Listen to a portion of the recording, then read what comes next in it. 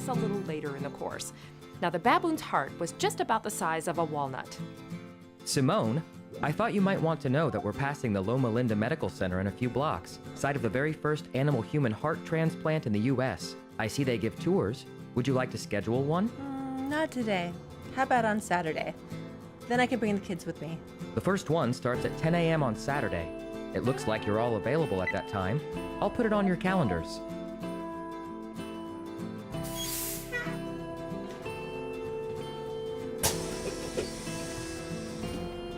Simone is taking a massive online course right now as a part of her nursing studies, and a number of technologies just came into play. Geolocation and instant notifications allowed her computer assistant to know we had passed in front of a significant landmark in the study of the human heart.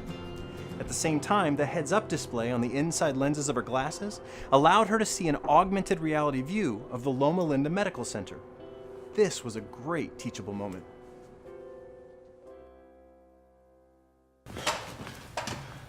Help!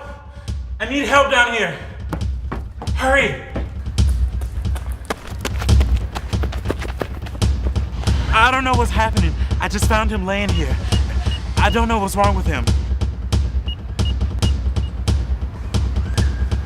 Galileo, I need an analysis of this plant.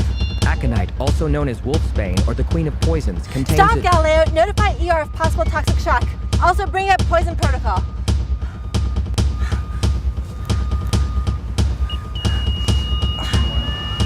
Okay, you lost him. You can stop.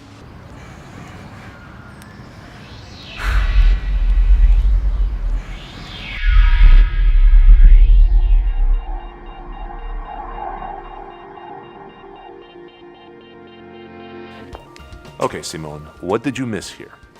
I'm not sure. Can anyone help out here? Bronchoconstriction? Yes. But remember that the airway can become constricted, especially in possible cases of poisoning, like this one. Peter, can you share your notes on this exercise from last term with Simone? Sure.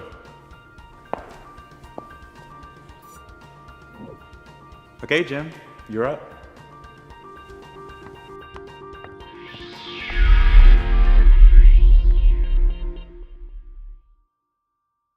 So, how are your classes going?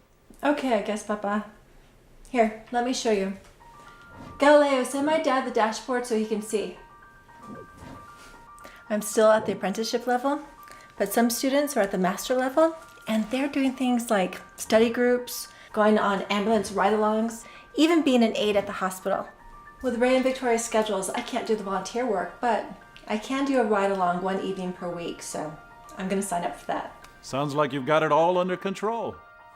Simone doesn't realize it, but she's going through a gamified learning experience. It has levels, it has badges, and that dynamic dashboard, it shows her where she's excelling, where she's struggling, and it makes recommendations for how to move on. The power of choice is at work in her learning path. Ray, my man. Hi, sweetheart. I haven't seen you since you've been home. I have this huge project I'm working on. It's gonna be really cool, but it's kind of hard. Sounds interesting. Tell you what, tell your abuelo all about it. Aristotle, call Dr. Saroff, please.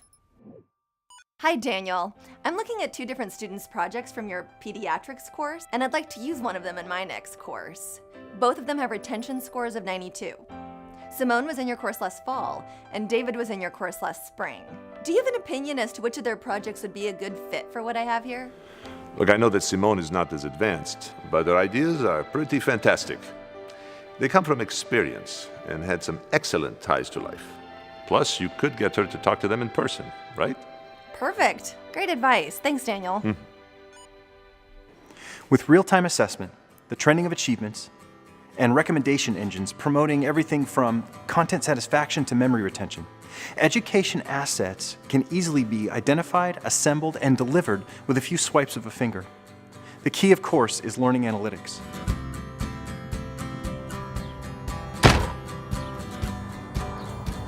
The future of education is all about data. Data, though, as it applies to real-world practical experiences like an ambulance ride-along.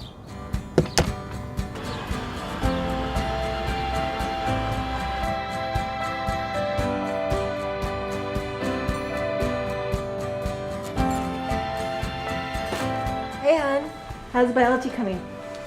Okay, but I still can't figure out how the blood moves from one chamber to another. Let me pull up my model.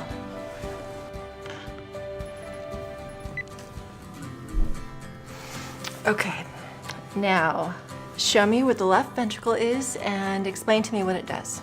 Notice the power of becoming the teacher. Learning takes place whenever it has to, however it can.